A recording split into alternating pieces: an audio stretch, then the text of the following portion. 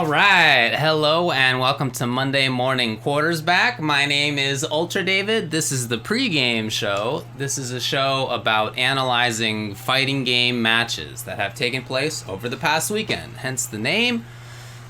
In general, that's the plan. We're going to be looking at stuff that happened this most recent weekend.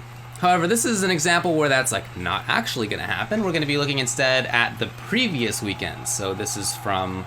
We're Monday morning quarterbacking from a week and a couple of days ago at this point. I thought about doing Killer Instinct for this one, for the first one, but I don't feel like I'm enough of an expert in that game yet to quite handle it on my own, so instead we're going to be doing Street Fighter V. We'll be taking a look at Cabba in the CPT Central America. And he ended up winning that, if you don't know how things went. He ended up winning it in pretty dominating fashion. And this is a player who has been good for several years at this point.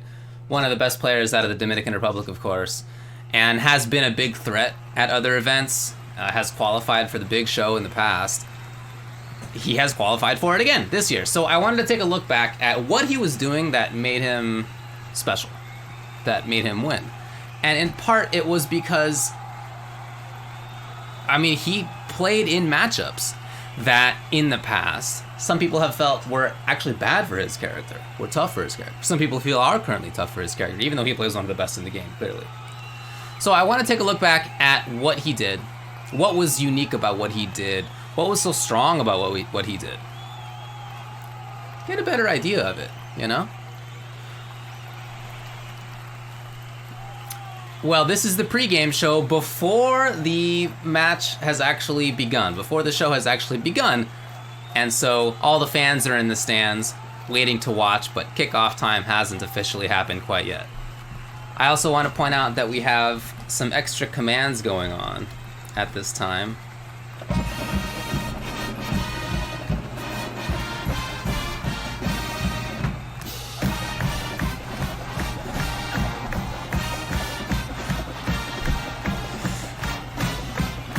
So I know that the Cal band's playing pretty loud right now, but I just wanted to make sure that we continue to talk over it. There's a lot of players in that band, and it's happening right about there. It's very close to where we are right now. I love that song. It's a great song.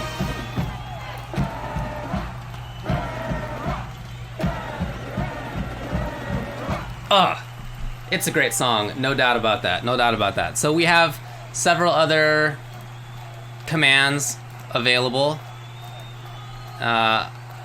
If you know anything about the Cal Bears, you might be able to figure out what some of them are, because they're all just famous chants and songs that the Cal Bears play for football. An example as well is...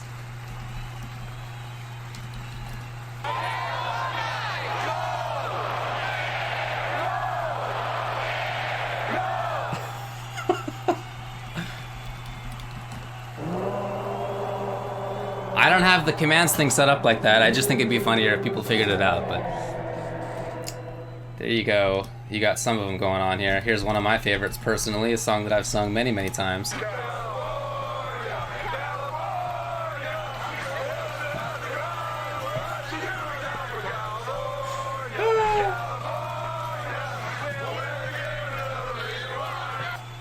We don't usually win the game, and we know exactly why. Typically the case for the Cal Bears. So this is the field where we do the little pregame show. We talk about what we're going to watch, all that sort of stuff. And now for the actual call of the game, let's go up to UltraDavid. Thanks a lot, David. Appreciate it. As you can see, we're now hanging out in the press box up here at the top. This is a newly built press box here at California Memorial Stadium over the last just couple of years, quite recent. And it's really, really fancy up here, as you could hear. You know, there's a lot of people in here, right? There's quite a buzz going on for the game that we're about to watch. And, of course, you're watching this on the Ultra 10 TV network, UCTV. Again, like David said down there on the field, we're going to be watching Cabba versus a few opponents here. His run through top 8 CPT at Central America. online just a week and a couple days ago. And we're going to start out by watching him versus Mena RD. Caba versus Mena RD is a match that happens constantly. Those two are constantly training against each other, constantly playing against each other. And in the past, sometimes it hasn't gone well for Caba. In the past, some people thought that Birdie beat Guile. I remember conversations the year that Mena RD won Capcom Cup the year after that, I guess, really, where people were sure that this was a terrible matchup for Guile. That Guile just couldn't do it. That Birdie had so many anti-projectile tools. Slide under, bullhorn, EX bullhead, EX chain thingy, EX bull revenger, all sorts of stuff going on. Really far jump roundhouse, that sort of stuff. That it was tough for Guile to zone out, and the Guile couldn't really control things. Well, I'll tell you. Cabba was able to do it this time. And let's see what he did that was so interesting here as we head in. So again, this is going to be Cabba versus Mena. Let's begin.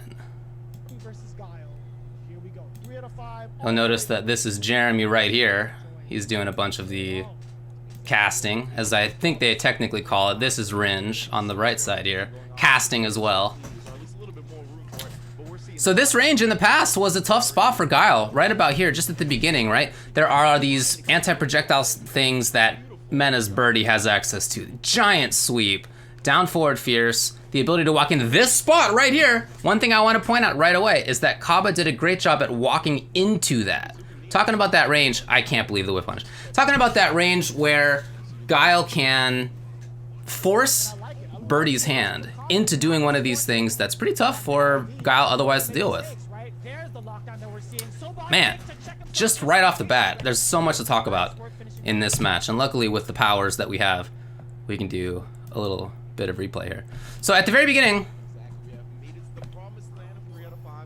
let's talk about this range.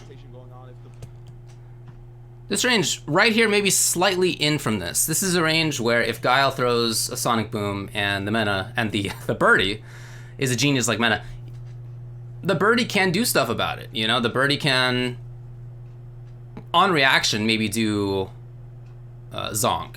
The Birdie can preemptively do forward fierce to armor through it, down forward fierce to get underneath it, EX if he has it to pester, a big jump in from a little bit further than this. There's a lot of things that Guile has to pay attention to at this spot right here. So I love that Cabba waits for Mena to slightly walk in, right? This is a range that's even slightly, I mean, it's almost imperceptible, but very, very slightly further in from the range that I was just talking about, sort of right in front of round start range. Right, then Mena stops. Okay, that's not a boom. Then the instant that Mena walks forward slightly, expected by Cabba here, that's where Cabba throws the boom. It's this little micro range that I feel like was a huge, huge part of this matchup. You just sort of try to pay attention to that spot right here.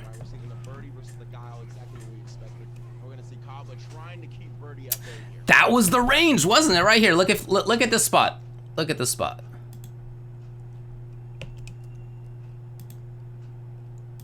It's about here, right? This is exactly the spot we were talking about. And as soon as Mena realized that this was the distance between them, I'm sorry, as soon as Cabba realized this is when he throws the fake boom. This is when stand medium punch comes out instead. It's this little recognition of, again, the very tiny distances. Birdie here versus Birdie here versus Birdie here. This, don't throw a boom here. That is such a big part of how this match goes. If you pay attention to that as we're going through, I think that's going to be a big help in understanding why Cabba ends up getting this win.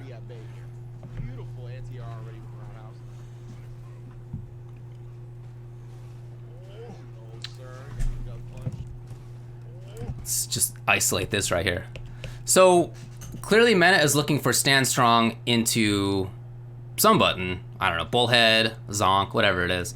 And Cabba knows this, right? So Cabba chooses not to do anything. I think this is actually Mena putting himself into a bad spot. I had thought originally that Cabba moved forward into that, but didn't look like it. Instead, it's Mena actually just putting himself at the wrong spot.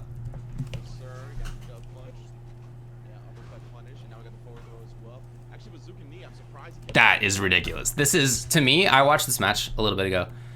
Well, I watched it the day that it happened, but I watched it again a little bit ago. This is incredible. This medium kick against the sweep, I've never seen anybody do this. I don't know that it was specifically, it wasn't a whiff punish, I would say. I think it's more like an expectation, but still, as he walks back here, I think this is where... Yo! I mean, come on! Do you see this? Do you see this interaction right here? That is actually incredible. That amazing spacing. So what I think happened here is it's basically pixel perfect, honestly. And if you go back and take a look, this is a series that I bet Mena just does a lot. So, boy, slightly earlier than this. So here, right? He knows where this jab range is, and I bet what he does here typically is sweep, because very few characters in the game can punish the sweep that Birdie does at this range. I don't think Guile can. If Guile had blocked this, what's Guile gonna do? I don't think Flash Kick reaches. I'm not sure even his sweep reaches, even though it's a good one. Instead, I think this is Cabba, like, having game planned this situation. You know, okay, crouching jab, you're gonna harass me with sweep? Well, what if I had a button that actually floated my hurt box on top of where your sweep likes to hit, right? So this is somebody, and I'm just amazing. It's such a fast recognition of the situation. Again, that forward fierce is something that Birdie can do to shut down booms, the armor with it, but Cabba has had these great boom timings. Yeah, constantly great boom timings.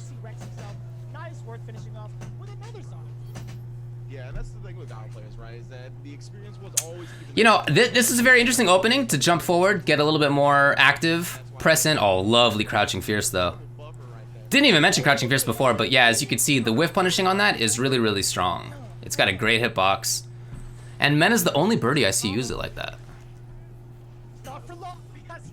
A big jump roundhouse. Mentioned he can stab in from super far away, yeah. Oh, lovely block. So now it's on Guile to try to make this comeback. Oh, that actually is kind of unfortunate, huh? The boom actually blew up the crush counter. Ah, that was that range we were talking about earlier where sweep... Okay. Oh, man, even that was so close. That crouching medium kick just under. So in this V-trigger, it's tougher for Guile even than it is otherwise. Right, okay, you're frozen. Birdie has all these options anyway that we've been talking about, but in this V-trigger, he has access to them even faster because he can walk up so fast into spots that normally would take him a little bit more time. So you're more frozen than usual at that spot, and I think this choice by Mena to go for the EX in that situation is the perfect spot. It's not like that's a fast move or anything, you know? In isolation, I bet Cabba can react to that 9 times out of 10, but this is not isolation. This is in the context of Mena really threatening all of these things and Cabba trying to pay attention to at least a few of them simultaneously, and the one he's not paying attention to is the one that Mena picks. Super strong. Ah, the fake, the throw, the stand jab, these are attempts to bait out responses to sonic booms. Oh, that jump roundhouse, talked about that. Huge range on that thing. That's what I can't believe it. Oh, that's just a great read right there. I don't know what you say about that. I think that's these two players having played a million times.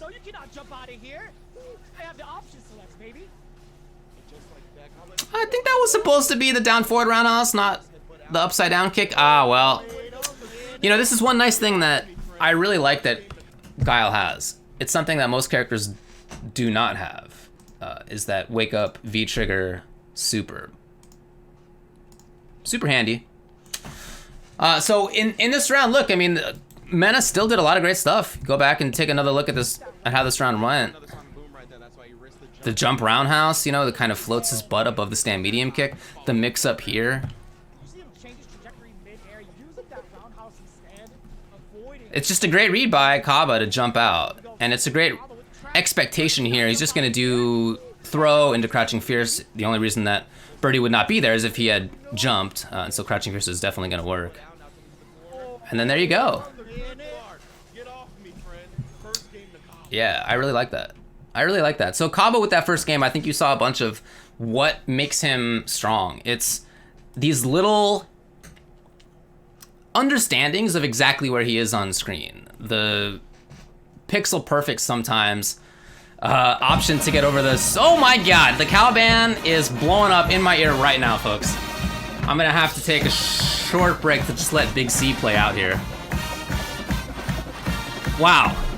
It's like they're in the press box. I don't know how this happened. Of course, Caliban is known to be mobile. They will travel around. They will be inside the stadium sometimes. Sometimes they'll go out.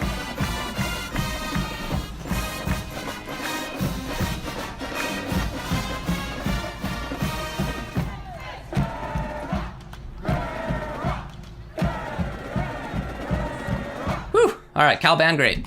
So that V-Trigger super, of course, is actually plus on block. It's something that is extremely unique in this game, to have something that is not just invincible, but and not even just safe, but is actually an advantage spot. Super, super strong. And Cabba actually had an interview about that a few days later on the midweek show that Logan and F would do, and he had a little interview there where he said, look, that's one of the things that Guile has that makes him a threat that very few other characters can recreate. The ability to just kind of do it and to have it work out.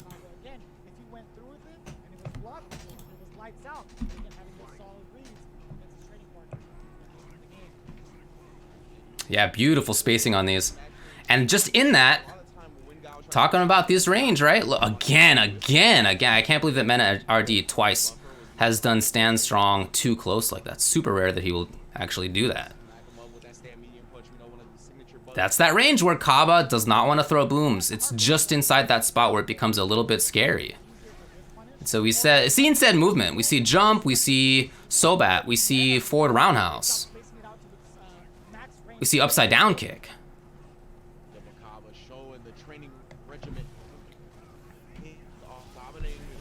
Yeah, just beautiful stuff. That entire round, I felt like it was what Cabba wanted to do. Right, even from the very beginning, see this range, we have talked about this range, and it's, oh, maybe just slightly different than that.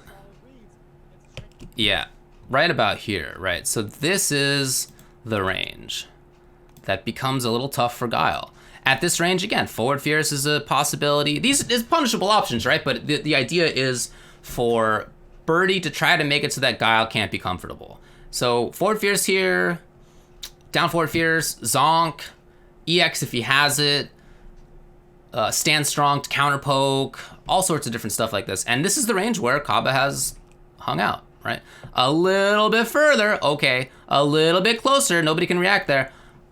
This spot right here, he has been doing other stuff. So watching this round as he does, again, Sobat, jump, upside down kick, all sorts of different stuff. Right there, block. Yeah, again into that spot.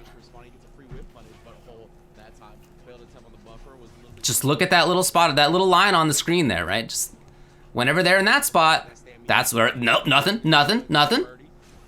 Closer in, okay, boom.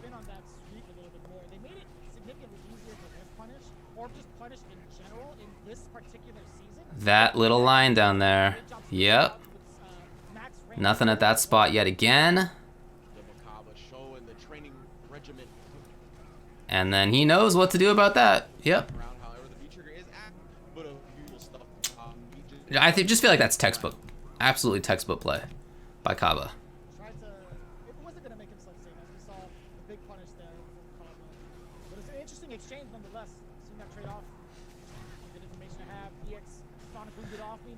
Really well prepared there. That's something everybody should be doing. If you have a throw attempt and you have a strong anti-air, just try it out immediately.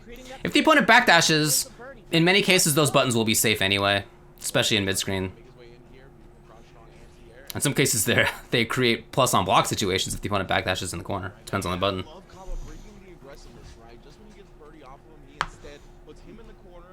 So if you keep in mind that range, you know, if Guile is up close, then he is pressuring on his own terms. Oh, well, that actually could have killed and maybe should have killed. Both with super. So now obviously Mena is pumping for super. Obviously with his dances. Everybody's been in the situation, you know, you've seen the opponent just pumping around. You clearly know what they're doing. And there's just no reason for Cabba to throw the fireball, you know? I mean, there he is with the life lead. Extremely cautious. The frozen though. Now that does mean though, what actually was it? I was gonna say that does mean that there's no super and so Cabba can go back to playing. But whatever this was, what was this grab? It was EX? They got rid of the throw-in vulnerability. Oh, no, it actually came into play.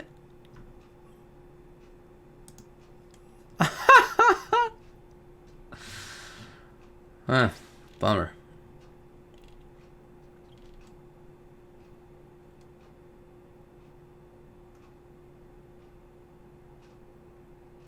Bummer.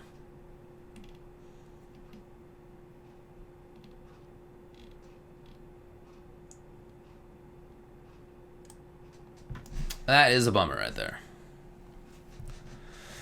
That's what it was. And Cabba, I guess, knows the situation. I'm sure he does. RD is going to know that as well. I mean, he knows the properties of all his moves, naturally. He just was hoping here that he could catch Cabba sitting still, and that's not what happened. Cabba was ready.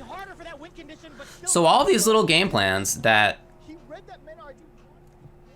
Cabba has had right have worked. These little micro spacings that we've been talking about, those have been huge. The tiny understandings of what Birdie's options are and where Birdie can attack from and what he can even do when he's there. Can he do something that's throw and vol? Not anymore. No. So this is a super good play by Cabba so far. And the thing that I think is as extra impressive about it is that it's not the case that Mena is playing like a bum. Mena is playing super well. It's just that Cabba has these little extra things. I think I'm thinking in particular so far of that grab right there and the recognition of the common block string that maybe common's not even the right word, that I've seen Mena do, crouching jab sweep, where Cabba recognized exactly where he was and pressed stand medium kick to actually get over the sweep. You know, those two little things show such preparedness.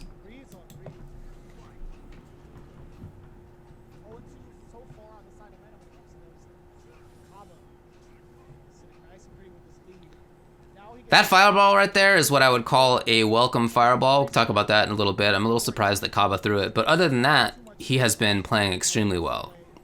That range about right there is about where Guile's control begins in a bigger way. And again, as I've been saying, just a little bit closer than that is where Birdie's control begins. Oh, wow. Was that a grab? Did he accidentally get the wrong thing? Oh, man, that's a tough combo. Sweet.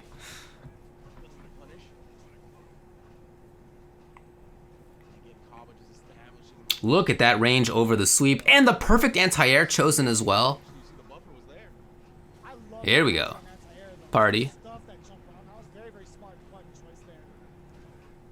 You know, I think that makes sense. Oh, wow. Oh, nothing? Oh, look at how few fireballs there are right now. This is Cabba just hoping to catch one more thing. Oh my God, and that means pressure. He got counter hit. Okay, there's a lot to watch in this round right here. That was a very interesting round for both of these players. So this fireball near the beginning that Guile throws, the sonic boom here. First of all, it looks like there may have been like some slight connection issues here. I'm not really sure what the deal is here, but this fireball, this is a fireball where Guile can't really do super much about Mena jumping over it. So when a character throws a projectile that sort of allows the opponent to move, I just call it a welcome fireball. Welcome in. And at this spot, Guile can sort of make a bigger read and dash in and get an anti-air, that sort of stuff. But in terms of what he's typically going to do in this situation, it's not going to be a lot. Instead, it's going to be that projectile effectively letting Mena know that there can't be another projectile. Not until that one's gone. Not until Mena blocks it or it's off screen. And so during that time, Guile's ability to control that horizontal space is lessened. It's only around that sonic boom. Mena knows this, so Mena can jump over it pretty safely, again, without Guile making some really hard reads. And there are some ranges where, even that, where if it's a full screen projectile, it allows the person who is on the defense here on the other side of the screen to move forward in a guaranteed way, because there's just nothing that the opponent can do about it. So those fireballs are ones that you don't tend to see the top level players pick, and it's the only time that we've seen Cabba do it so far. The rest of this round was not like that. Now he gets to play a little bit more like almost like a freestyle kind of thing. He doesn't have to worry too much about the matchup. He doesn't worry about too much. And he does a great job too, Cabba does, of... See, boy, that was just inside that range. Do you remember this range we were talking about? Yep, that's... Think about the spot from before where Mena jumped. It was slightly farther than this. And this is about the max range of where Flash Kick's gonna work. Look at that, it just barely gets him in his head. So any further than that, Cabba had done Flash Kick, it would have just whiffed. It would have been real bad news. So already, Cabba is not doing that stuff anymore. He's taking control much more strongly. What I was gonna say is that I'm impressed at how often Cabba is not doing stuff. That is to say, he's not charging constantly. He's threatening charge. And Mena doesn't always know when that's gonna come, right? But walk forward means that there's no charge. There's no sonic boom charge. And yet, Cabba has picked those spots really, really well. So well that Mena hasn't really been able to get a beat on it. Look at this, no fireballs. That jump, again, it makes sense. That's the range we've been talking about where Guile would like to throw a boom, or, you know, if he can't, if that's the bad spot, jump instead, button instead, something like that. Trying to whiff punish with this crouching fierce is Mena. Again, Mena's playing really well. And then what happened at the end? So this is a knockdown, right? Birdie trying to create pressure for himself with this stand short. It's a counter hit. Nothing, and then he went for the grab again. He walked in and went for the grab. That was EX grab right there. That we just saw Cabba hit him out of. So this crouching jab right here, this 4-framer, that just barely got there versus this 5-frame command grab. Just barely.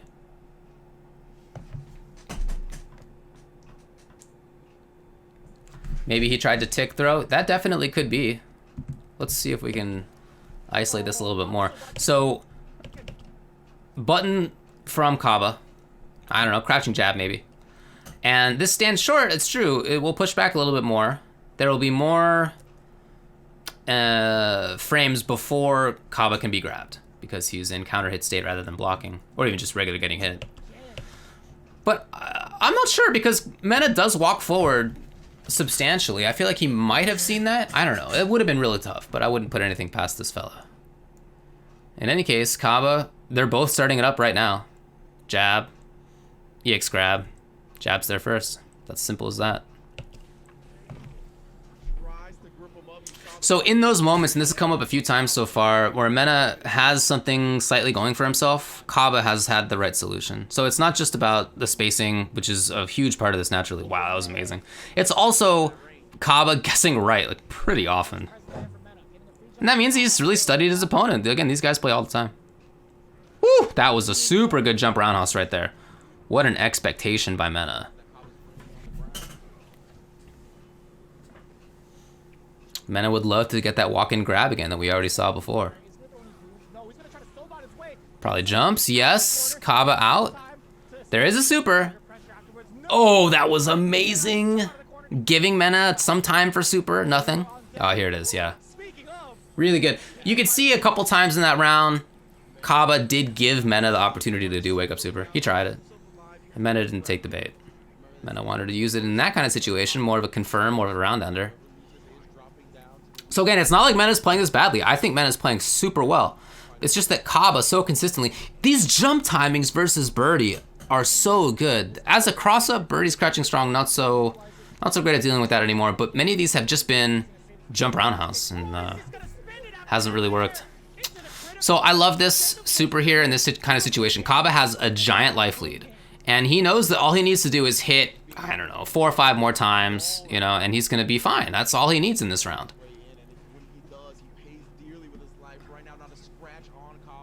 So rather than saving that bar for a situation in which he could do, oh my god, in which he could do wake up or whatever, he knew that he could get the kill very quickly afterward, at least in terms of number of hits, and he did. And in any case, right, if you use super early like that, you're gonna build another bar at least before the end of the round, which he did. So Cabba in that round and in that game and in that match, I just feel like so consistently had these exact spots on screen where it felt like he knew exactly what was coming and what to do about it. He's obviously game plan. And I mentioned the interview that he gave to Logan and F-Word. In that interview, he talked about the fact that he and Mena play all the time. Mena does usually beat him, but in this instance, Cabba found some things that he could use that he thought would throw Mena off. And I think he did. And again, not just about things like, well, Mena often goes for grab here, so I'm going to press buttons, or Mena often tries to pressure in some way here, so I'm going to jump, or whatever. It's not just those individual little sort of guess mix-ups, but also the more stable stuff of understanding exactly where on screen he was, that little zone, right, that we put up on screen where throwing booms just is a risk, because there's so many things that Birdie can do about it at that specific spot. But a little bit further out, a little bit closer in, those are spots where you can throw booms, and where if you pester enough, we did see this, Guile can then do other stuff. Jump in with that big jump roundhouse, right? Great hitbox on that. Press buttons like Sobat and upside down kick and fierce and stand medium kick and whatever it was. Stand strong to try to bait some reaction. Throw whiff throw to try to bait some reaction. Stand jab to try to bait some reaction. All that sort of stuff. Yeah, I don't know who's going to win the next time they play, because I feel like Mena will go back and look at this and be like, wow, okay, you just barely got over my sweep that one instance with the stand medium kick, and will adjust. But still, extremely well played. Of course, what you need to do in these instances is to win this 3 out of 5 set. Who wins the other first to hundreds that you have when you're playing casually? Matters in a sense, but for qualifying for Capcom Cup, doesn't matter at all. Doesn't matter at all. What matters is who wins right here. And it was Cabba's 3-0. It was a very strong win, not just a win. So Cabba continued. Let's go to this next one here. Cabba continued. Head back into the game. CPT Central America, top 8. Thanks for joining us. So let's hop into the match.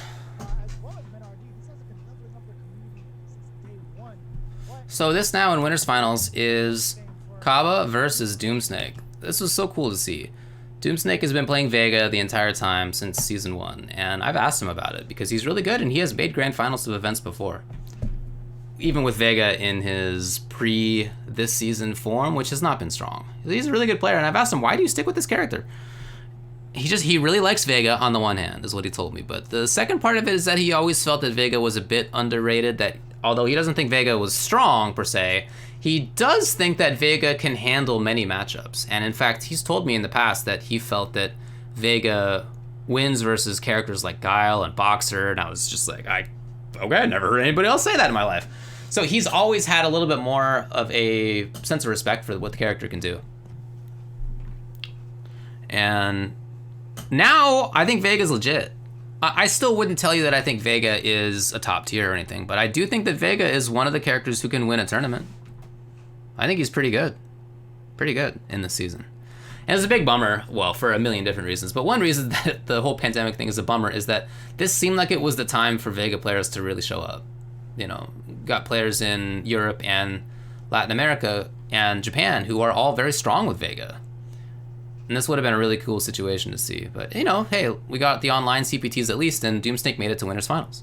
So, here it is. It's just so rare to see. So, all right, so V-skill, right, one way to get through. Very fast, oh, I should just let it play, but very fast jump, of course. Very fast movement, so, and excellent air hitboxes. So not easy to anti-air him.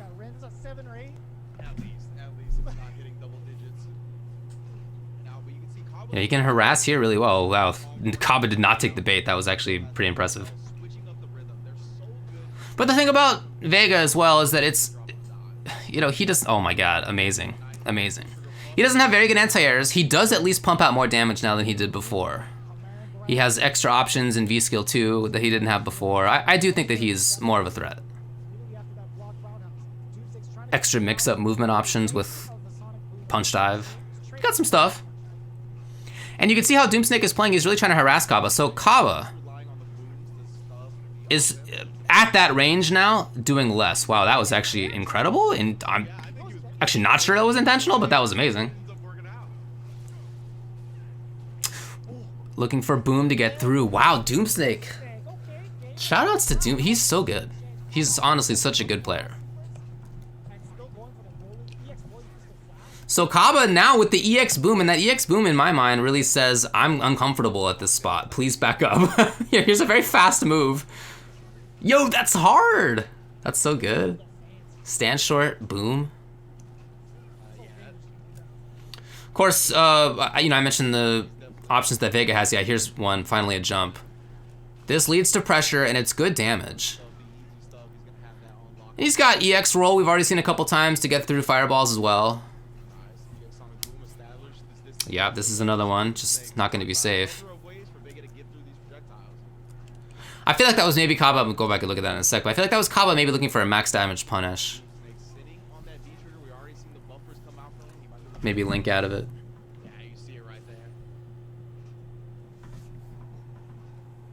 Yeah, I think probably just the panic block plus grab to throw out of the corner.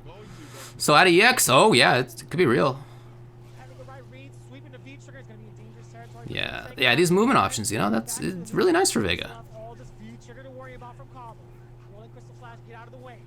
Oh no, that's, oh really, okay.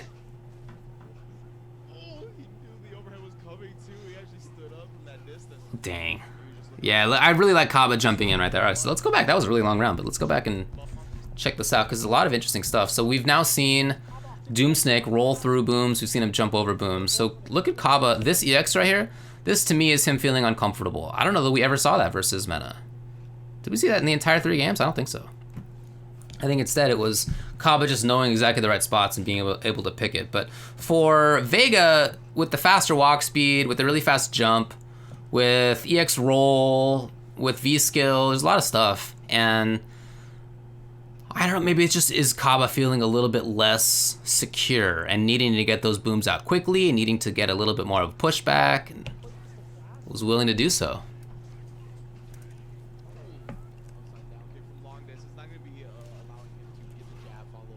Man, remember when he could just throw immediately after that? I don't know why they took that away. That was years ago now. I love that dash back. So this is exactly the distance we were talking about. Remember when I was talking about the welcome fireball that I was surprised to see Cabba throw? This backdash here by Doomsnake is hoping that there will be another projectile. He wants there to be a projectile here because that projectile would allow him to move in. It would allow him to move forward. Because he can be sure that Guile is busy. Guile can't throw another projectile that maybe Doomsnake would land on. Guile can't really challenge a jump at this positioning. So that's Doomsnake's hope. That backdash into this right here is the hope. And lower level Guiles, lower level characters who have projectiles will throw this projectile many times, not realizing that it is the desire of the opponent in these situations to see that projectile so that they can safely move over it. But Cabba doesn't give in to that.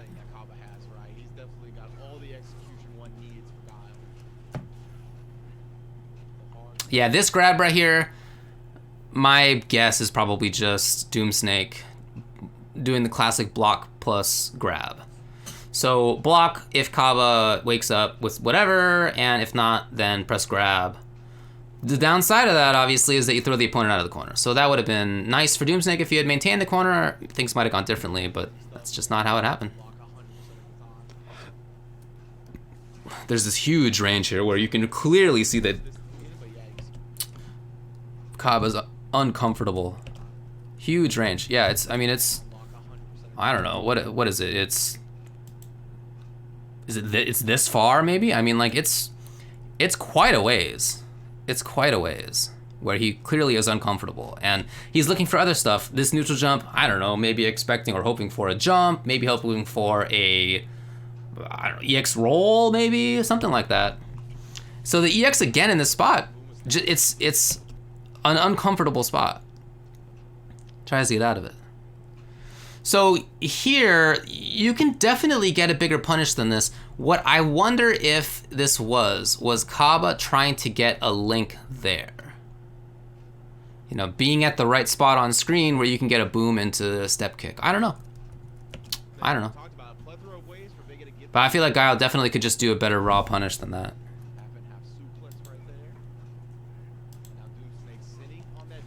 That big uncomfortable spot. So many EXs, 3 in this one game. That we never saw versus meta. Again, looking for the neutral jump, hoping that Doomsnake does something else. The ability to jump forward certainly is useful in this matchup. Guile versus Vega. Hard for Vega to anti-air.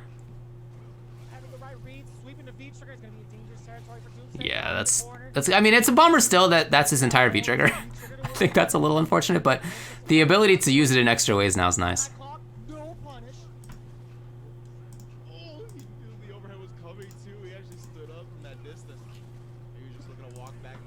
Yeah.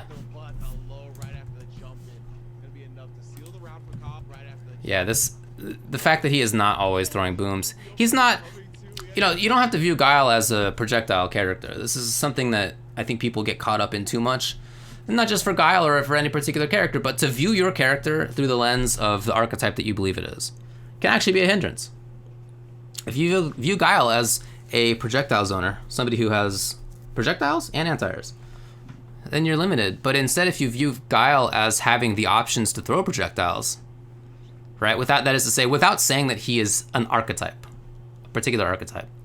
If you view him instead as just like having these tools, but you got other tools too, you can do whatever, then you're not just throwing projectiles all the time. And he has an excellent jump in and jump roundhouse. It's super good. It's hard to anti-air for many characters in this game, and I would think in particular for Vega, who just doesn't have very good anti-airs.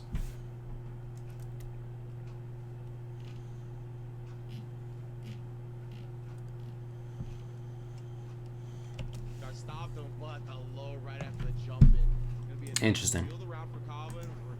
How are the connections in this tournament? I would imagine they're pretty good. When I've talked with the folks in Latin America, in the Caribbean, they've said that they mostly have good connections with each other. I think Doomsnake plays with these guys a lot, it's my understanding. He's in Panama, so it's not like he's next door or anything, but my understanding is that it's alright. Ooh, dang, that could have been pretty cool.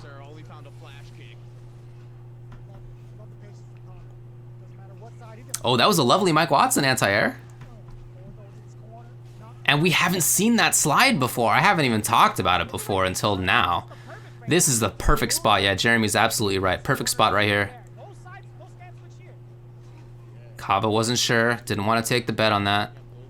Punishing her or not. There's a range where it can be okay. Wow, he actually made Doomsnake whiff that. That was amazing. There's a lot of really competent stuff in this for Cabba.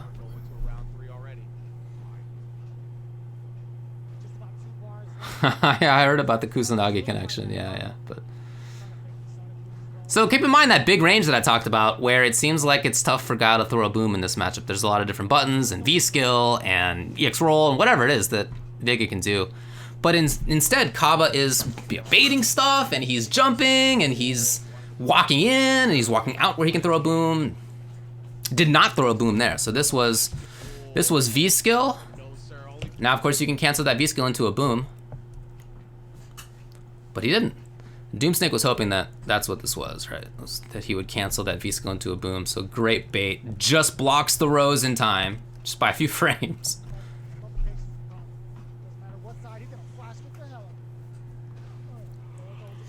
Yeah, how about that wake up slide? Hoping to catch something in time. This range right here is so good. So strong. And this right here, I do want to call out because I think this is really cool for Doomsnake to do. Yes, he gets hit. And I'm not sure that he didn't want to get hit, obviously, but still, the fact that he throws off the boom timing here is gigantic, even by taking a little bit of damage, right? Not a lot of damage in the boom, but he can't afford a lot. Still, it's great that he throws off the timing now because Cabba had that rhythm going that was tough to deal with. And now Cabba knows it's over. He knows, okay, well, I hit him, but that rhythm's over. And to get back into that spot, that timing, would require him to throw another boom. Once he does, maybe he could get it set up again. But Doomsnake now has V-Trigger. This is a range where if Guile throws the Sonic Boom and Doomsnake predicts properly, he might be able to jump over. This is a range where Cabba, if he throws a projectile, maybe Doomsnake does a slide. Oh, and he does, right? You know, so just it's a really good read by Cabba to understand, or I should say really good understanding by Cabba that his control had already been lost.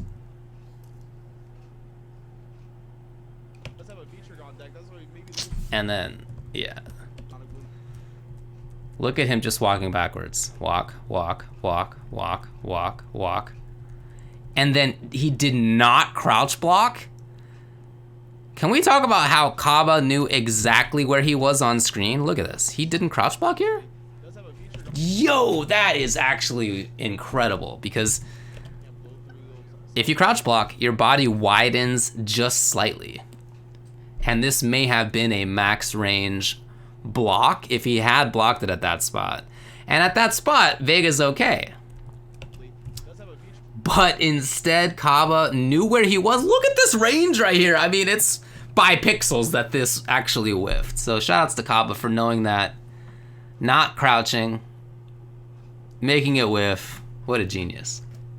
Big jump in right here. What I was saying was that you can see that Cabba has done this great job of not throwing booms in these dangerous ranges because, oh my God, guys, it sounds like a group of cheerleaders, yell leaders, I should say, have run into the press box. Whew, okay, they didn't finish the chant. That chant goes on a long time and talks in pretty gruesome terms about chopping off the heads of one's enemies. It's pretty gnarly, but they didn't go through the whole way. I appreciate that. This range right here, we've been talking about, where EX could get through, where there could be a jump over, there could be a stand medium punch, a slide, a V-skill, all of these things. And you see why right here, the implied threat, right? This jump in, finally, Doomsnake finds it. And he could do so much damage. One thing about Vega is that in individual hits, he's not doing a ton. If he finds a max jump in though, if he's got meter, if he's got resources, and he finds a big jump in like this, big damage. So this is a giant brain fart.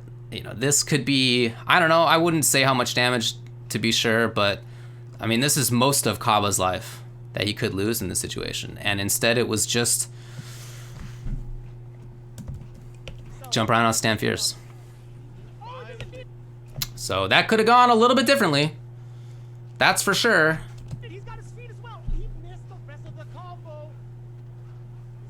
You know, shout out to Doomsnake again. He's extremely good. Ends up taking the round anyway. But that could have been different. And it really shows you why Cabba has been so patient in those situations.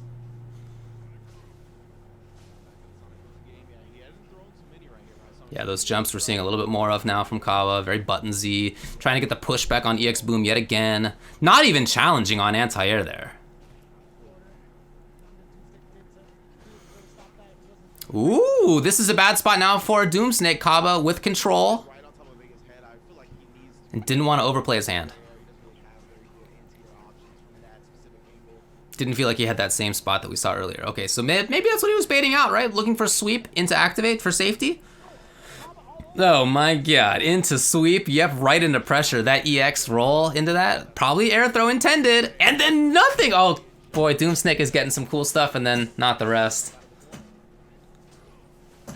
Again.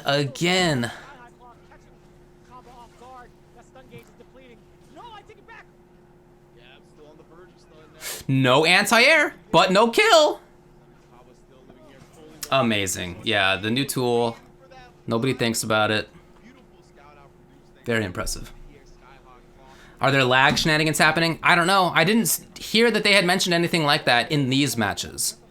You know, Doomsnake versus Kusanagi. Well, Kusanagi versus other people.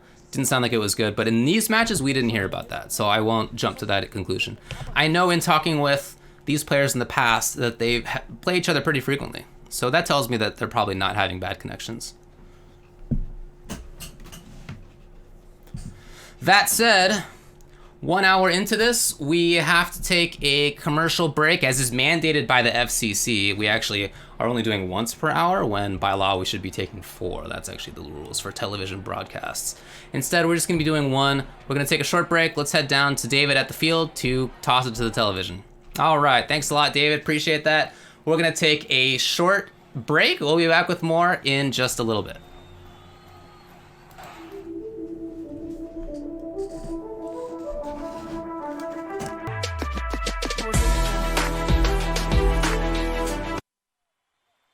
Hey, welcome back to the show, Monday Morning Quarterback, where we are looking at Caba and his play at the Capcom Pro Tour Central America from a week and a day ago. Let's hop back up to the press box where UltraDavid has the call. Thanks a lot, David. I appreciate that. Thanks for taking us back from the break. And of course, yes, that music is royalty free. All right, let's hop back into the game, where we are mid-match between Cabba and Doomsnake winners finals. Putting up, it hurts to see some of this damage is left over, especially from. You know, we could see a lot in that game about how Cabba is concerned about these threats from Claw. A little bit more of this. Right, that Claw has, there's one, V skill, that he has these jump-ins, he has sweep, he has stand medium punch, EX roll, all sorts of different things that he can present to Guile. I haven't even seen Forward Fierce before, there it was. So Cabba instead is doing this game of, yeah, here's a threat about fireballs, but instead, mostly buttons, throwing fireballs, projectiles only from really a little bit further away, where you can feel a little bit less concerned about it. Jumping more. It's this other side of Guile that I think is, it obviously is strong, right? Everybody recognizes it as strong. Yes. Oh, this is nice. It's so nice for Vega that he gets this kind of stuff now.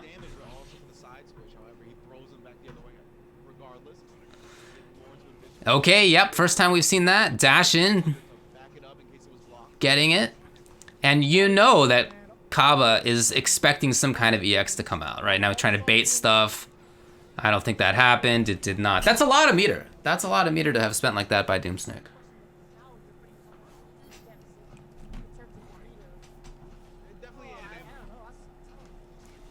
So this movement heavy style for Cabba is really paying off. Jumping, buttons, not emphasizing the sonic boom side of Guile quite as much. Yeah, great patience. Though the thing is, though, that at max damage, Vega is going to get a ton more damage than Cabba will get as an anti-air. Okay, it's EX, so that means pressure's legit. Nothing. And here's Cabba, now contending with that V-trigger as well as all the other things. And so patient. Oh, I feel like that Cabba's cool with that. You know, there are many situations where taking the grab is not a meme. That's what you should be doing there. Just a beautifully played round right there by Cabba, who, you know, wasn't ready for absolutely everything. He took damage, but overall did a fantastic job at playing the kind of game that is tougher for Vega. So Vega is great. If the opponent Guile's only about sonic booms, I feel like it's not a big deal. Instead, if the opponent Guile presents jumping in, looking for jumps, anti-airs, staying away, using a hitbox to evade and that back medium kick, that sort of stuff, that is a different story and definitely harder for Vega to deal with. Hey, she was walking away.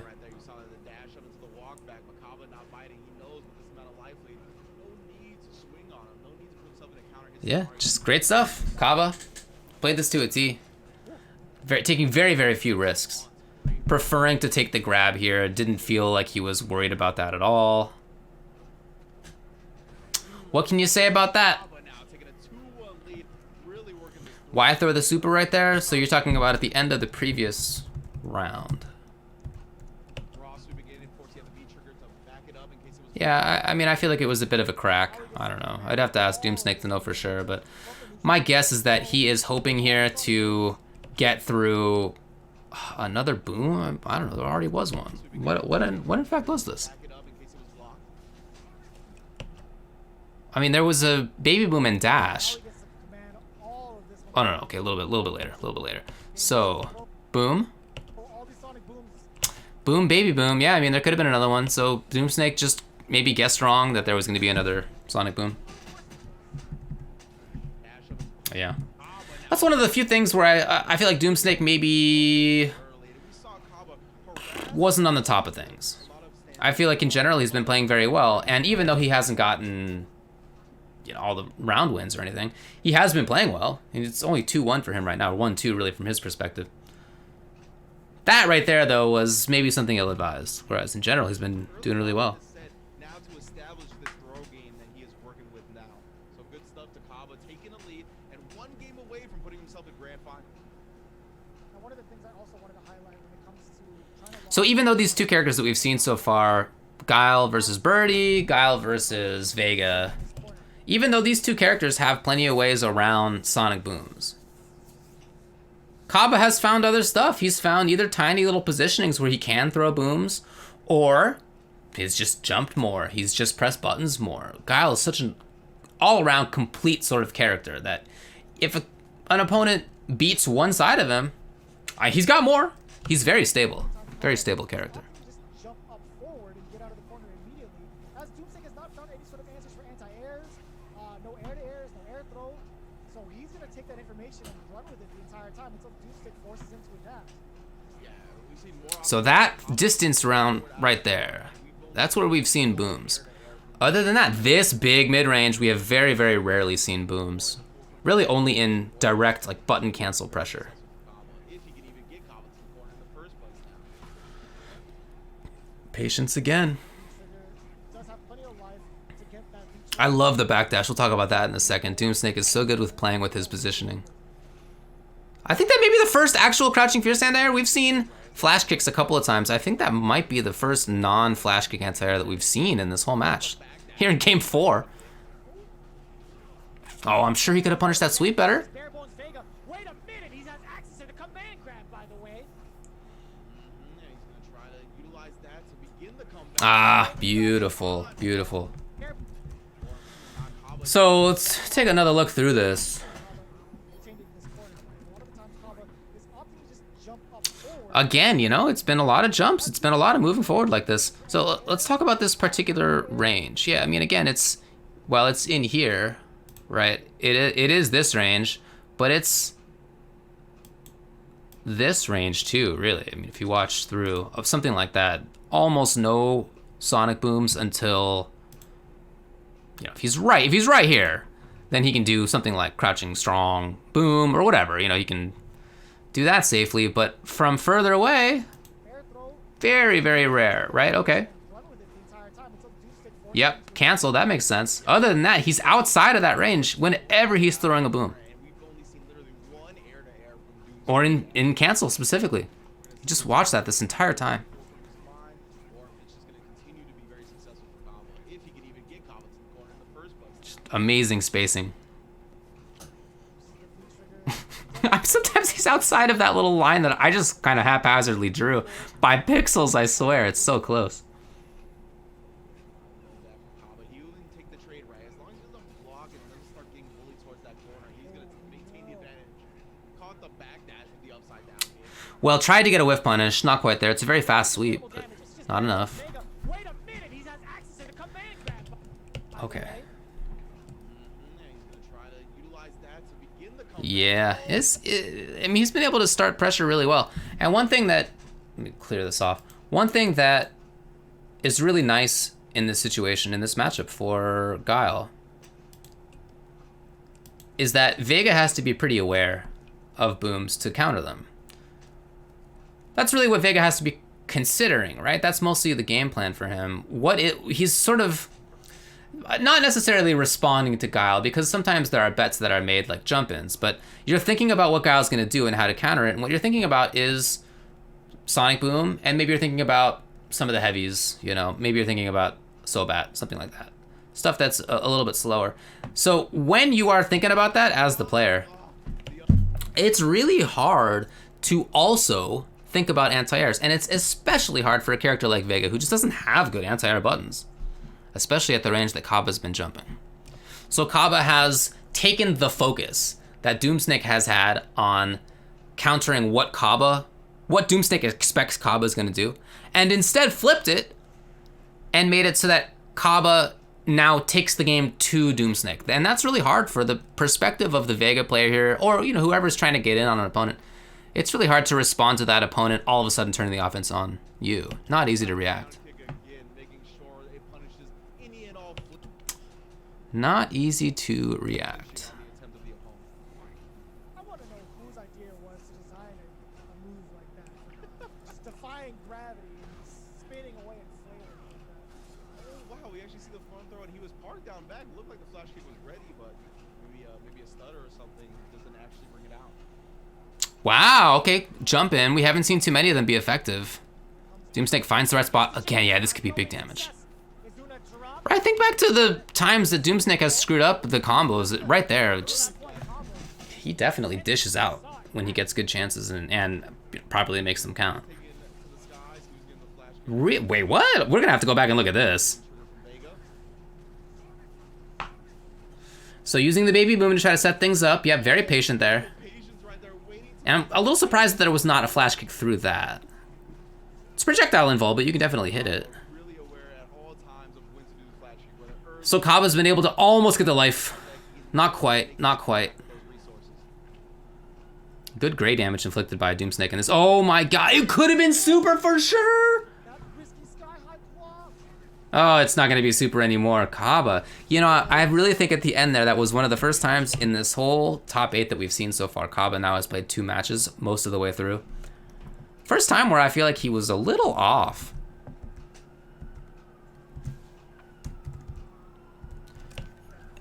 And boy, this really got set early, didn't it?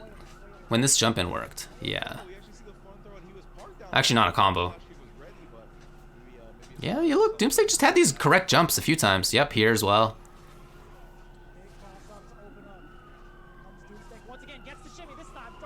Yeah, he was able to really jump in and just start the offense going. And at that point, it's a tough comeback. Guile can definitely make comebacks. He's not a comeback wizard per se, but he can definitely do it.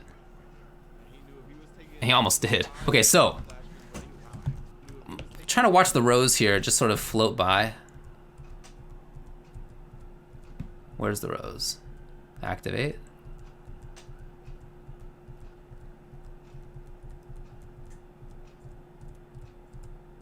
Okay, here it is. There it is.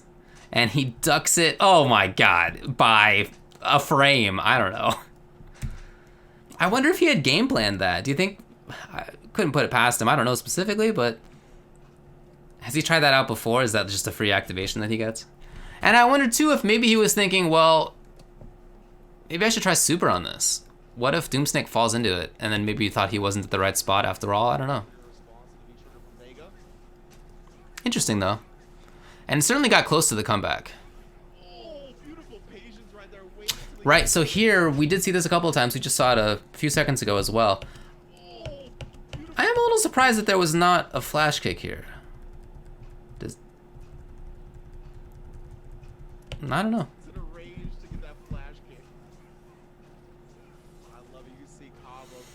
Maybe he was just off. Maybe I'm just sort of miscounting the frames on when he would have access to a flash kick. He certainly knows better than me. And this, yeah, and he even tried super clearly. So this is definitely, you see the Guile wiggle actually, wiggle. Stand fierce, nah, he just screwed up super. So that could have been the end of the match right there. And then spending EX in this situation here, look at this range. This is where he's thrown the EX sometimes in the past, but think about what the purpose of those EXs was. The purpose of those EXs was to prevent Doomsnake from getting into a range that can be hard for Guile to deal with. That was the point. Sort of defensive. in utility. And here, instead, Caba's the one who needs to make the comeback. So pushing Vega out to this range where Doomsnake can be more comfortable. Almost welcome, I would think, by Doomsnake. Oh, you saw him go for the upside down kick again. He wanted that big chunky. So that end right there, screwing up the punish, making a choice to push out Vega rather than trying to set something up a little bit earlier. It's the one time that I felt like Caba's been slightly off. But everybody's human. You know, he's not gonna be perfect. That's how it is. Oh, that was very interesting and very close. So more now of the bazooka knees.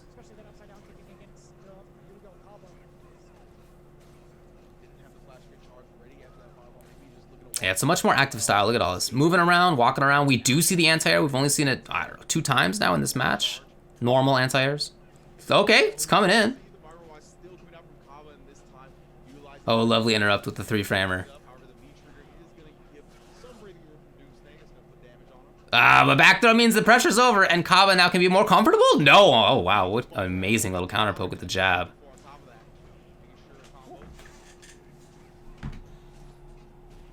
So that now gives Cabba a V-trigger, and he's gonna set it up, yeah, beautiful.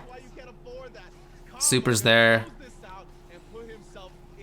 And this time he doesn't screw it up. So, I mean, in the end, I really like this round. I think a lot of the round here was great by Doomsnake. It was really back and forth, honestly. Let's go back and just watch it, because Cabba started out strongly with this style of, again, very rarely throwing booms in that situation, but a little bit more movement heavy. We had not seen too many bazooka knees in the previous few games, and here all of a sudden a couple back-to-back. So it's clearly throwing a different look at Doomsnake, trying to throw a monkey wrench in what Doomsnake's planning for. Ready for the anti-airs a couple of times here. And the first half of this round I felt like was really, really strongly in Cabba's favor.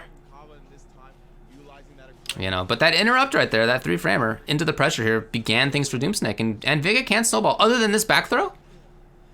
But then the amazing counter poke. So it definitely could have gone in Doomsnake's favor, right? It was very close. And then there's a jump in here, right, where, again, Doomsnake gets caught. He is looking for Cabba to do something, and Doomsnake wants either to react to or predict that. And what he's looking for is grounded buttons and projectiles. And he's not looking as much for the jump-ins. And those jump-ins caused a lot of havoc for him. This match is over now, right? Once Cabba gets the kill here, that's game number 3 for him.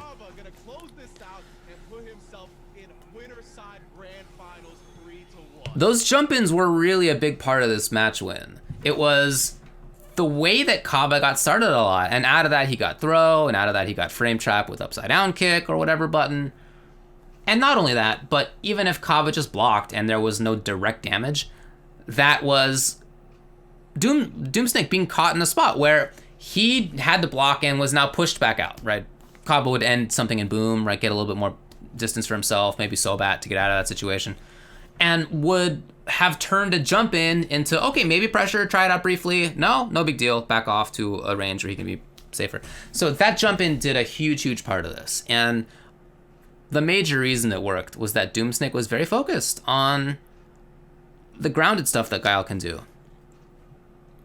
And his character, unfortunately, just suffers from dealing with jump-ins at that spot. Further out, maybe you can try a roundhouse to try to get an anti-air crush or something. You know, I mean, there's some stuff that you can do from there. Up rows if you're further out. But at that range where Cabba was jumping, kind of stuck. You're kind of stuck. So Cabba with the 3-1 now makes it into Grand Finals. And definitely is showing a lot of different looks for what he is comfortable with dealing with. So the more boom focused play of Birdie, even though not a lot, and much of what I mean by focus was playing around that little spot, not necessarily throwing booms constantly, but playing around that little spot. And then the less boom heavy approach of the Vega matchup, where instead it was more about buttons and jumping. You know, both Birdie and Vega have these anti-projectile tools, but a little different way. And So Cabba plays differently to each, and he did a fantastic job of dealing with both. Super, super good play by Cabba in this situation. So let's head now to the grands. That's right, Jeremy. It's going to be the grand finale. So we head back in.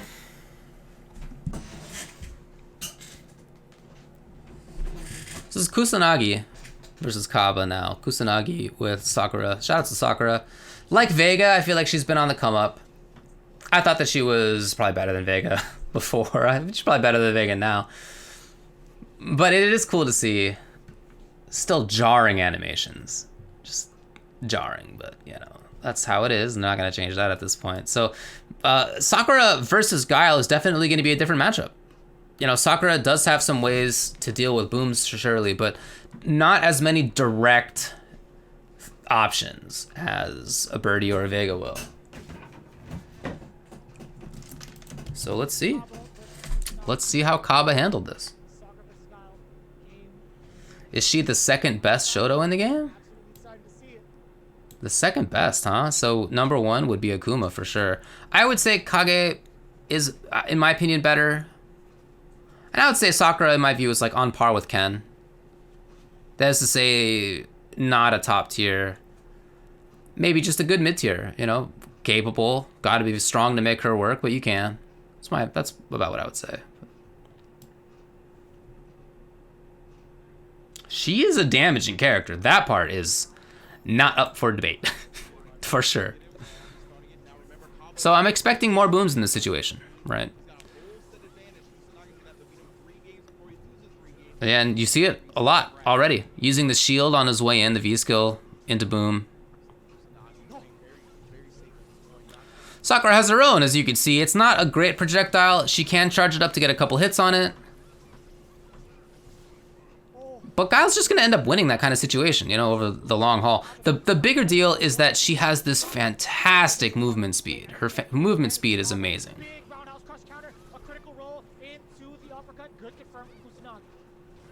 Oh, super interesting to go for the upside down kick there. Okay, a lot to talk about in this.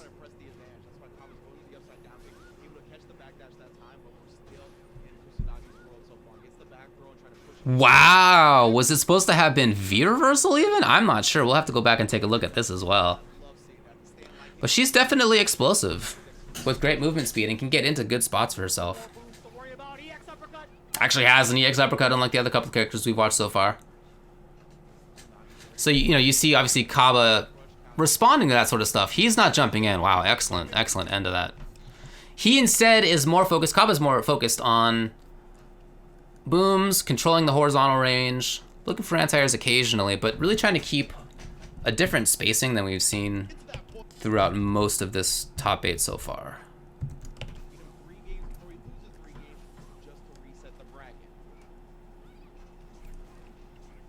And these are ranges really where, you know, maybe go back here, see where he throws this boom. Is this that range where we would say don't throw a boom against Birdie? Let's see. Maybe it's a little bit further than that, actually. But in any case, you can see he's more focused on the booms than we have seen in the past. And Kusanagi would love to use these as his own shields to try to get in. I love that V-skill into boom right there. So the idea here, I think it's nice because we've just seen Kusanagi throw out a bunch of projectiles of his own. And if Cabba is the one who needs to get in, this matchup is going to be different. So for Cabba to even grab that little bit of damage, the V-skill into boom, you know, that kind of stuff, that's by itself going to be significant in forcing Kusanagi to move. Now, Kusanagi does a great job, again, with this walk speed, right, harassing with crush counter stuff. This I thought was fascinating. So the Hurricane, if I recall correctly, is -2. I'm going to look it up to make sure of that, but that's my memory of this. I got the data right here. The assistant's working on it for me. About to hand it to me on the sheet. Yes. Yes, thank you very much. Yes. Yep, -2. So usually what you would do in the -2 situation is your fast option. I know these guys have played a lot. They're not on Yomi level 1 here. So usually you would do your fast option. Your crouching jab, maybe even your strong, maybe even a throw. Upside down kick, no. And so I like this from Cabba because Kusanagi has expected a grab is what it seems like to me, hence the backdash. But Cabba's there to scope it. Love it.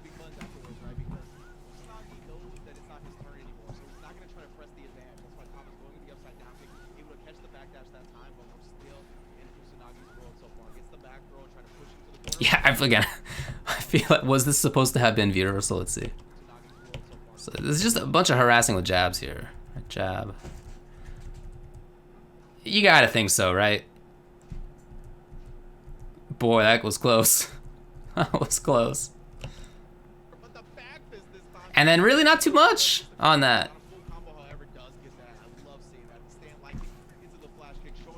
So we haven't seen this amount of booms that often. In fact, that might be the first time that we've seen that many from Cabba in this top 8. Kusanagi had the right call to get through it. Looking for EX, Yeah, super nice stuff from Kusanagi to seal it.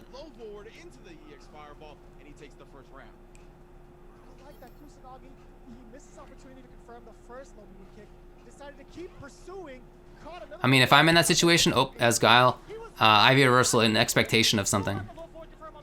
Alright, you can't V reversal a jab, but you can V reversal a jab into Fireball or jab into Hurricane or something.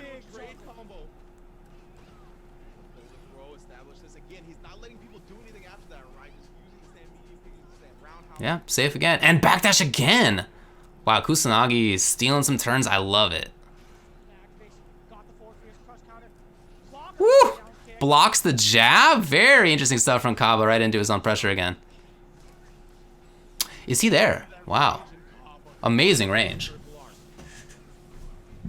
And now this situation again, right? So in her V-trigger, she gets a little bit more use. Oh, this has got to be it. Yeah, that was going to be canceled into super surely. Nice. By the way, Vicious plays Sakura. So he knows the character quite well. He's been playing her for a little while now. Last time I played him, boy, who even knows what month it is right now in COVID times, but it was a few months ago. Interesting, goes into the sky and Kusanagi with the same exact opener. Oh, point blank? Funky. And I guess you gotta keep in mind that Kusanagi doesn't have the best connection with other people. I'm not sure that this is the case here for Cabba. I know it was the case for Doomsnake at minimum. Dang, super strong pressure. Not specifically anti-projectile pressure, just great move speed. Right up close there. I really like what we're seeing out of Kusanagi.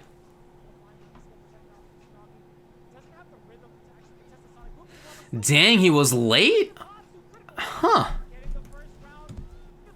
What was the intended anti-air here?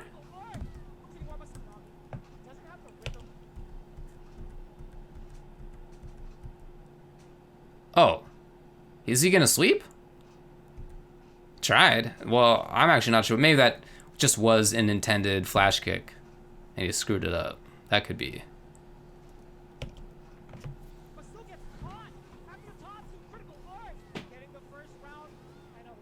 Kusanagi is playing it really well, no doubt about that. I love the moments he's picking. He's really like glue once he gets in. And I don't know that that's necessarily easy for the character, but he's making it work.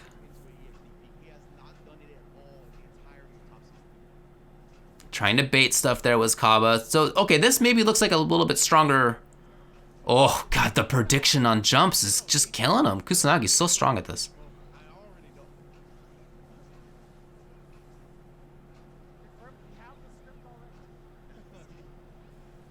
Wow. Oh, hold show. Yeah, okay, yeah. By the way, that's a projectile. Which Callisto has complained about for years at this point. But if you block it, that's legit. Just presents V reversal as well. Wow. Wow! Stand short after getting hit by that? Amazing. Hoping to bait the EXT peak. Kusanagi did not bait or take the bait. Wow, wow, wow. Wow, so much back and forth. So much back and forth.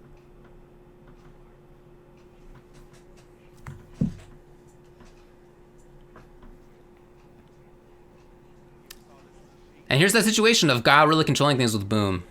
You know, we mentioned this at the beginning, but she does not have the kind of anti-projectile stuff that, oh nice, that Vega and Birdie do. She has Hurricane to get over, as you've seen, but as far as like the up-close reactable stuff, not really in the same way as those other characters. Oh, that's super strong though.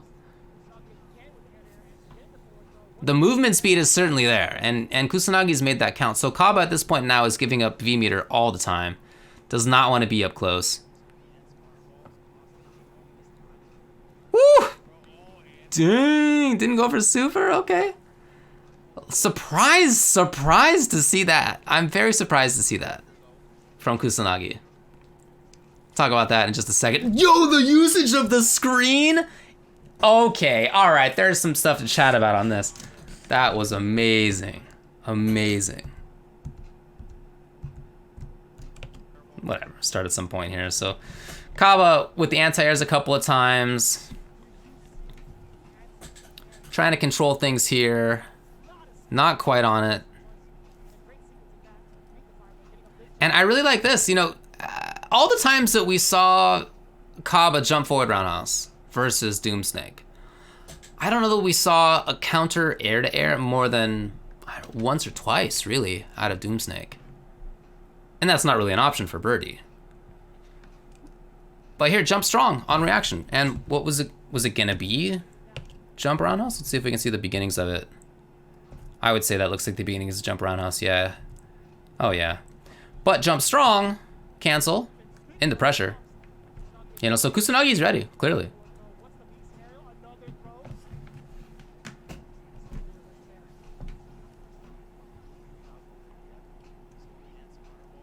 And super good pressure up close. Yeah, just making everything work out. So first of all, I don't know, would this have killed if he had done super? That's right on the margins. Right on the margins of whether it would have worked. So in any case, you know, Kusanagi chose not to try that out. But I don't know, maybe he should have. It's here that I'm more surprised.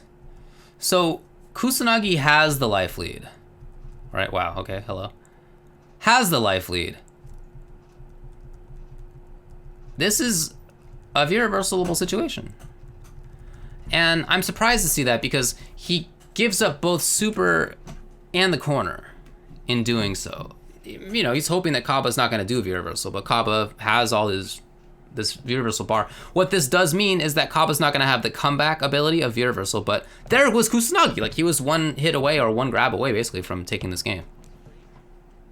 Going up 2-0. Yeah, using the EX in that situation. This is so good. This is such ancient, fundamental tech. Since Street Fighter 2, and it's always been tough to do. Because you have to have a confluence of factors to make this kind of thing work. So you have to have this kind of character who's, you know, throwing booms or whatever it is to the other side of the screen. You have to be on one side of the screen, and your opponent has to be on the other side of the screen. And you have to recognize this, that they have tried to jump over. Get this situation here, right? So, yep, boom, right? V skill, boom. So here they are, backs to the various walls. Now, if Kusanagi jumps back over this and there was not movement from Guile, Kusanagi would have basically just been doing the equivalent of a neutral jump and have gotten over the boom. The boom goes behind him here. But because Cabba did the forward movement, Kusanagi lands on the boom. Cabba here is controlling the screen. And I mean that in quite a literal sense. You know, usually when you say that, you mean, oh, well, the player is cutting off angles of approach or whatever. No, I mean this in a very literal sense. Cabba is controlling the walls of the screen, the visible box of the stage, in a way that makes his opponent land on the boom. I've always loved it when this has come up. It's always been one of my favorite things in fighting games, when people are that aware of a situation. They have the tools, they have the awareness, they make it happen. Awesome. And that gave him the life lead. Shoutouts to Cabba. By the way, it does not look like a laggy match to me.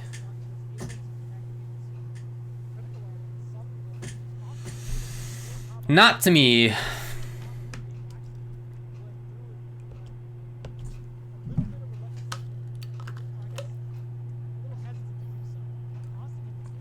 So now it's 1-1, right? Yeah. Maybe like jumping a little bit more.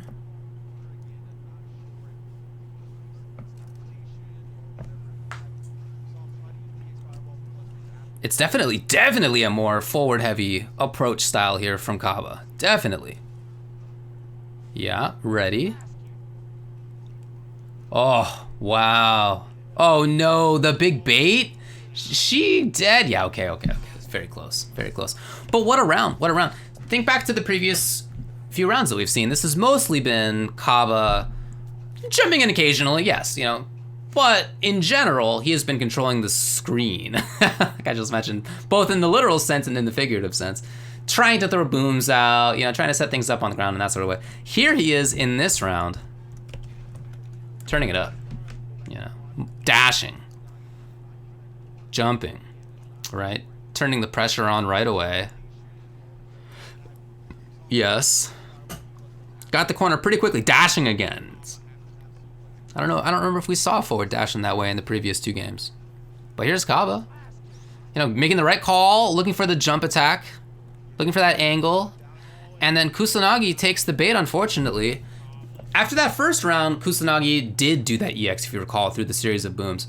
Since then, they have been playing around that mix-up, and Cabba has blocked an expectation. Kusanagi hasn't taken the bait. Cabba tried a crouching medium kick, which may have hit, who knows, I don't, but could hit through the motion of the forward, down, forward, right? Part of why you use a low in that instance. I don't know why it hit previously, but you know, it could be. So they've been playing a mix-up around that, and unfortunately for Kusanagi, he just guesses wrong on this situation.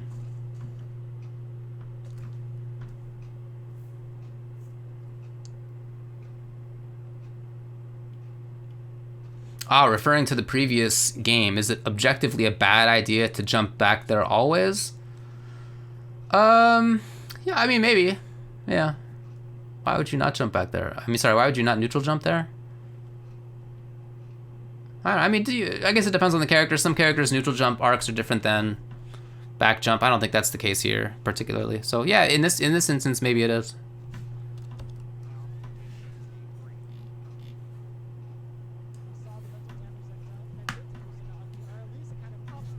Yeah, he tried to start out in the same sort of offensive way. Kusanagi was ready for the anti-air. Ooh! Was that intentional? I don't know. He has been paying attention to the anti-air clearly more, but Cabba was right in front of his face. I would say, what? Hard read by Cabba. Maybe he thought he was closer. Yo, dude, that's so sick. I love seeing neutral buttons into a charge move. It's so cool. I get hype when I do the same thing as Honda, by the way. Yeah, that's just classic Cabba. And a Guile player, just hoping that the opponent will jump, and no real need to move in and try to make that happen. You can wait. Catches the dash. Catches the dash. Yeah, you know, in this round, so I've thought that Kusanagi has been playing super well. He could have taken that previous game. It was close. This round, I feel like we're seeing it fall apart just slightly here. Right, here's one instance, you know. Not sure that was intentional even, but regardless, sign of maybe a little bit of a collapse. So why was there a flash kick here out of Cabba? Was he just making a hard read that there would be a dash, maybe? Could be.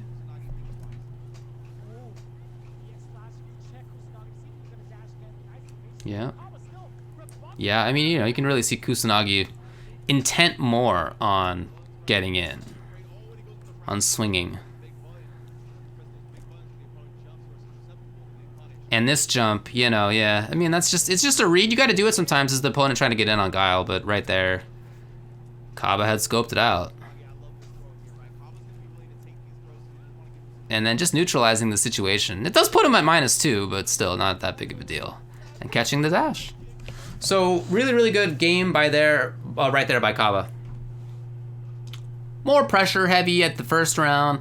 Second round here, maybe as he began to sense Kusanagi is giving into some urges to dash and swing in some situations where he hadn't been before. Maybe Cabba played a little differently and ends up taking it too.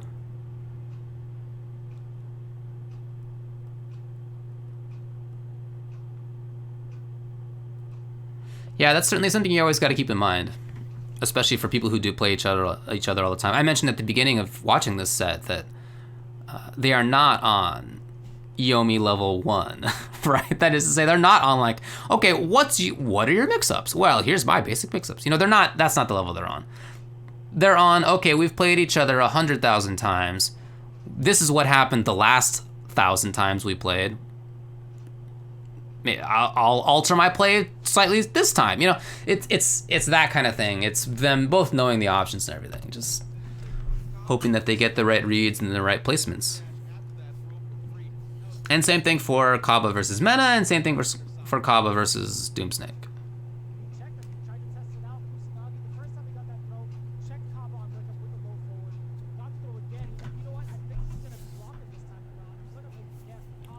So I really felt in the end of game number 2, Kusanagi could have taken it. And that was a very close one, that round right there. But it didn't feel to me that it was as close as the actual numbers said. Yeah, really trying to stay in. That's, you know, great, fantastic walk speed on this character, on Sakura. Pretty good jump in. But if she presses a couple of buttons up close, she can lose positioning pretty fast. She pushes herself out pretty quickly. Woo! That's a big read for sure.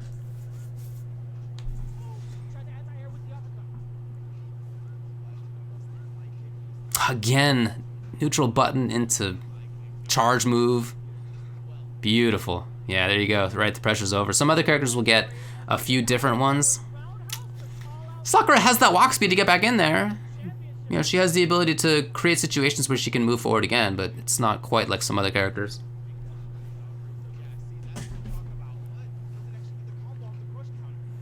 By the way, we haven't seen a Hurricane at this range in a while, and that's something that Kusanagi was using before. First couple games when I felt it was a little closer. So it's a prediction, naturally, right? It's not something you can do on reaction. But he was getting that here and there. Oh, this is huge. So much damage available. Okay. Yeah, stand light kick into boom. Stand light kick into flash kick, that sort of stuff. Not easy, man.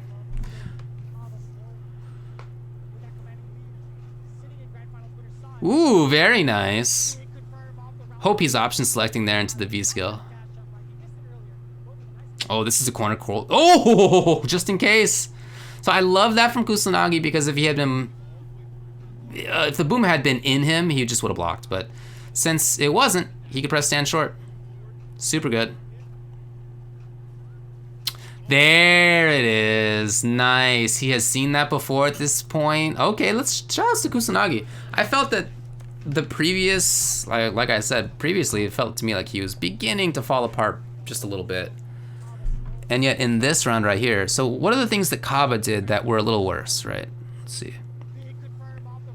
You know, you'll get hit by that roundhouse sometimes. I'm not sure that that's, like the individual decision to throw that, not great. But oh, maybe that's an instance you would say, a little off. Not even really intentionally, but, you know, air reset. Ah, challenge there, maybe.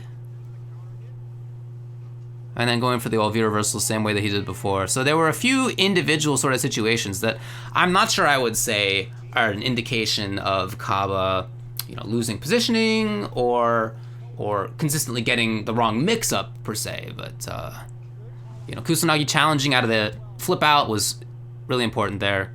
Finding a couple of big hits, getting the read on V reversal. A few great situations for him.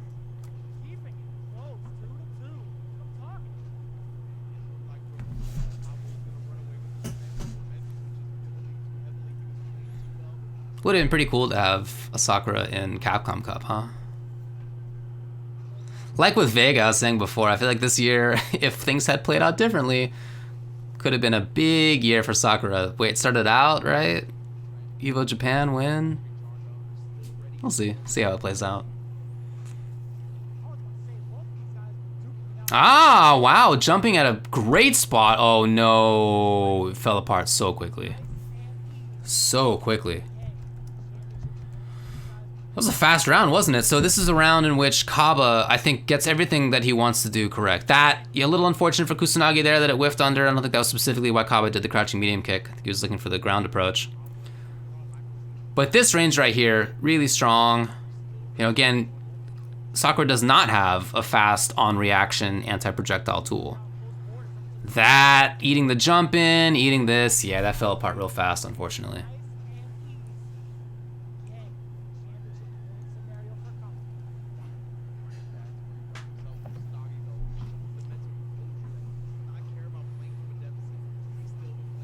Ooh, very nice. It's these dashes. Remember that round where Cabba had quite a bit of control? In part, he was dashing quite a bit. Okay, so now the fireball. Trying to confirm in that situation. Ah, Kusanagi in trouble. Yeah, that's so good. Wait, what was the anti? Oh, this is huge. Yeah, right back in. Oh, wow, gave up V-meter there. How about that? That said, if she finds a hit, that's just about it. Does not find the hit. There you go. So, Cabba ends up taking it. Let's head back and watch this. It started out quite strongly again for Cabba. Right, dashing around like we mentioned. Challenging there, he was correct. Dashing again. It is this movement heavy style, not just about booms. And it worked for him previously when he tried it. Yeah. So what was, there was a little trade here out of the air. Coming up, I believe. What was that? What am I looking at? Jump roundhouse, yes. Is it like the beginning of DP? Is it the first hit of it? I guess it must be. Wow, that's really strange. So this wake up, right? This is a big round here for Cabba so far. He's done a great job at moving in at the right times, at playing this projectile war very well at times. He's had the jump in already. He has been doing it all right, essentially. This mix-up right here, I understand why you would do this. You feel like you have so much control. It's all been working out. Why not EX here? Why not that work out? Oh, an even bigger punish from Kusanagi. Couple more sequences. One throw. Right, but it was just solid defense after that. So he took the throw. Yeah, as we head back here, he took the throw. Right, no challenge on that. She doesn't get anything immediate here. A dash is a read, you know, it's a hoping that the opponent's frozen. What she gets is just like a roundhouse. You know, many characters get this, right? They have a button that like makes the opponent want to sit still, and then if they do that often enough, now hopefully they can like walk in or they can dash in or whatever. They do something a little bit more credible. In this instance, Kusanagi is just hoping that he catches Cabba pressing buttons. Cabba's patient and just chooses the opportunity to blow his opponent backwards. You know, get back to this obnoxious spot where Cabba can throw booms, he could dash, he can be safe. And it was that final defensive choice. Okay, fine. EX wake up, didn't work out, right? Lost, I don't know, was that 30% of his health? That was a lot of damage. And then after that, much more stable. Okay, it didn't work out. I block. You threw, okay, that means that you give up immediate positioning. I block. Ah, you did stand roundhouse. Okay, that means that I can V-reversal and get back to safety. So really just stable stuff. Stable stuff.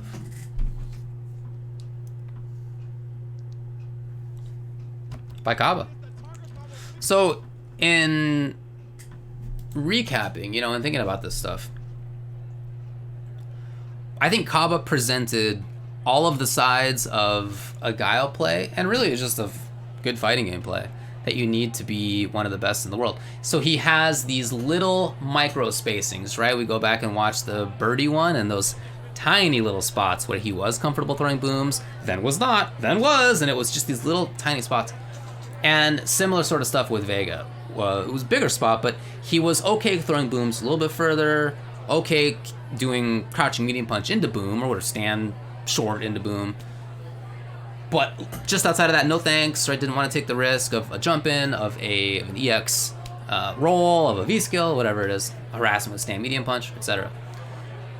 So he has these very, very strong spacings, and then against Sakura, right, you can throw booms a little bit more, so we saw it more. So we saw more of the distance game, but at the same time, in all of these cases, he is not playing hardcore only boom play. In fact, many times it's much more than that. It's him jumping in versus Doomsnake. It's him dashing in versus Kusanagi. You know, it's him pressing buttons in many situations to whiff punish, or even not to. You wouldn't even say whiff punish when it was the sweep from Mena versus the stand medium kick from Cabba, right?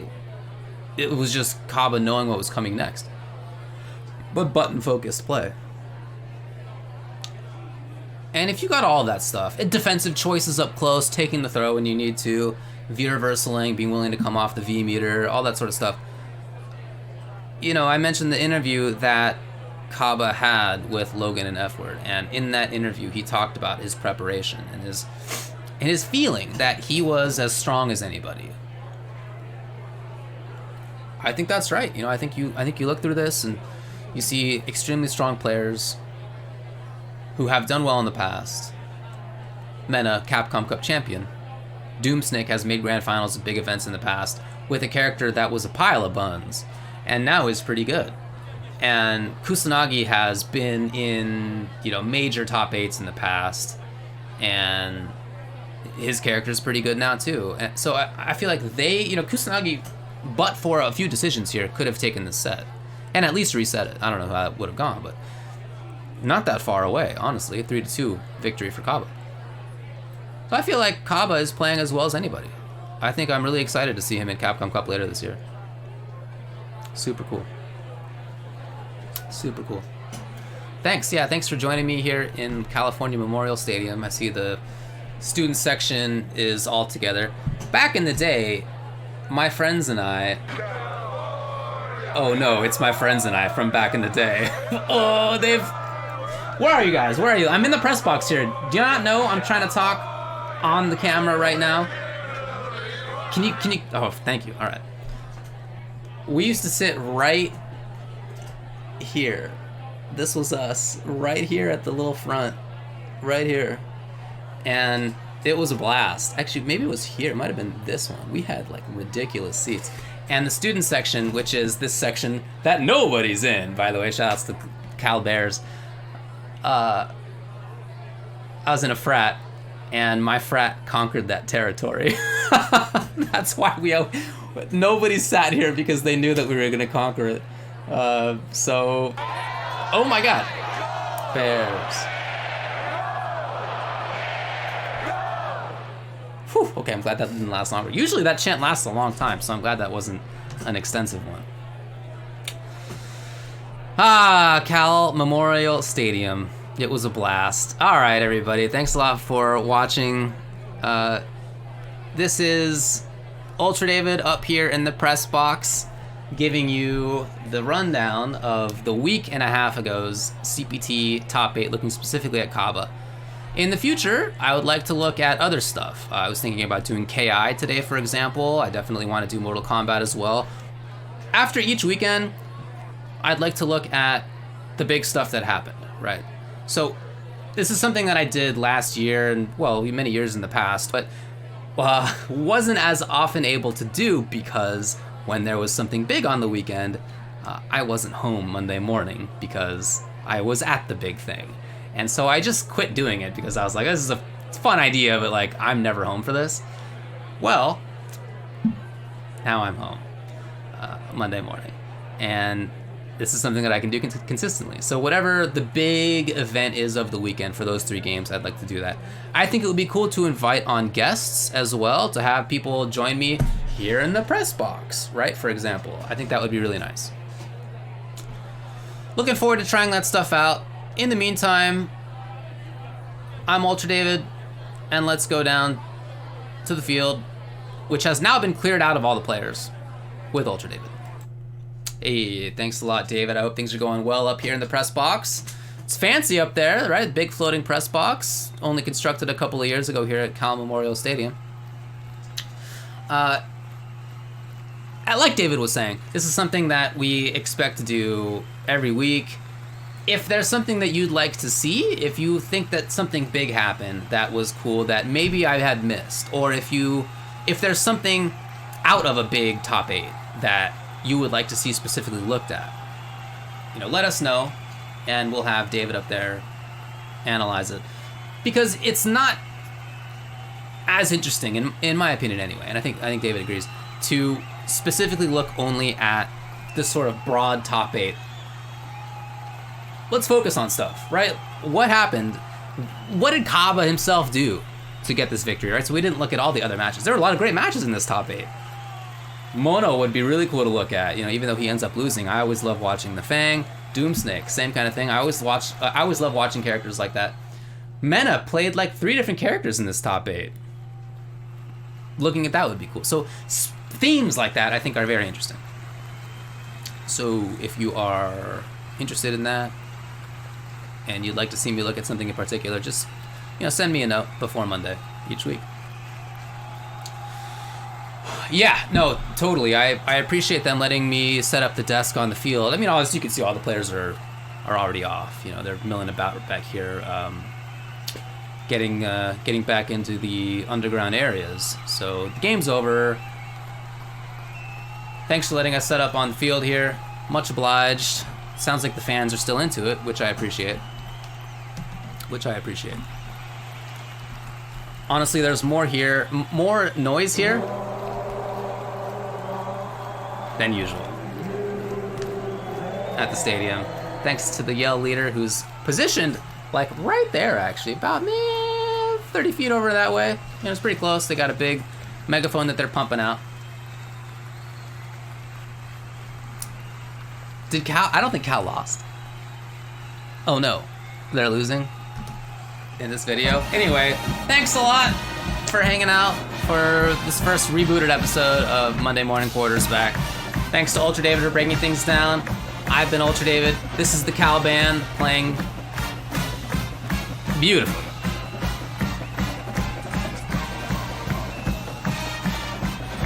All right, guys.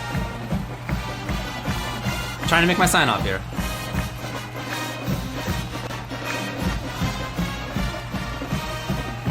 Oh, come on.